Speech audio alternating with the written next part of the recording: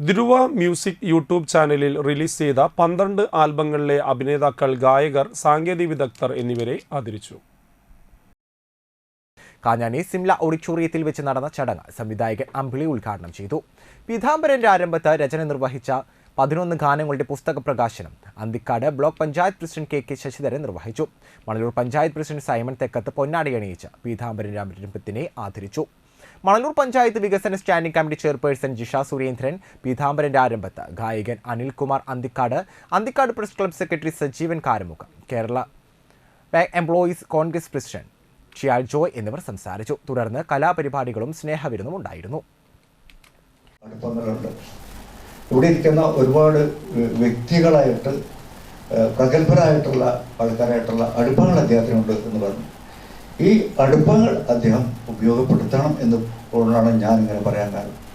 ഞാൻ നേരത്തെ പറയണേ, എൻ്റെ പടത്തിൽ അഭിനയിക്കുന്നവർ എൻ്റെ സുഹൃത്ത് പറയാൻ കാരണം വെച്ച് കഴിഞ്ഞാണ് ഞാൻ പറഞ്ഞത്.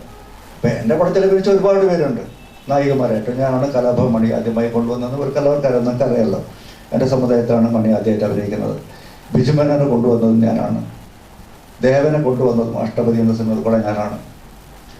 പക്ഷേ ഇതൊരു അവകാശവാദമല്ല. പക്ഷേ ഇന്നലെ നാളെ അവർക്ക് ആരെങ്കിലും ഇതിലും അവർ കൈകൊണ്ടവർ വരുമായിരിക്കാം. പക്ഷേ ഞാനൊരു നിമിത്തം മാത്രമാണ്. ഞാൻ എല്ലാ വേദികളിലും എൻ്റെ പൊതു സംസാരങ്ങളിൽ ഞാൻ കൂടുതൽ ഉപയോഗിക്കുന്ന 2 വാക്കുകളുണ്ട്. ഒന്ന് നിയോഗം, ഒന്ന് നിമിത്തം. നിയോഗമാണ് ദർശനം തരണേ മോഹിനി സുതനേ ശ്രീ ശബരീശ